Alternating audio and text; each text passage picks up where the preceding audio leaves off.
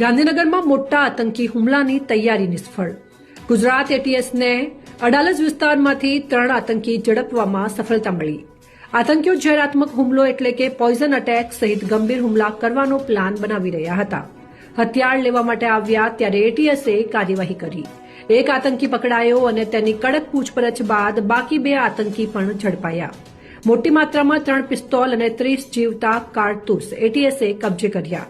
પકડાયેલા 3 આતંકીઓ ISKP એટલે કે ઇસ્લામિક સ્ટેટ ખોરેસન પ્રોવિયન્સ જેવા ખતરનાક જેહાદી સંગઠન સાથે જોડાયેલા હોવાનું સામે આવ્યું.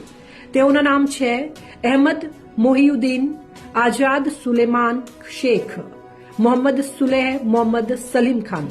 ગુજરાત એટીએસની આ તપાસ અને કાર્યવાહીથી એક વડુ આતંકી સાજિશનું જાળું તૂટી પડ્યું. આ મામલે વધુ પૂછપરછ અને તપાસ ચાલુ છે.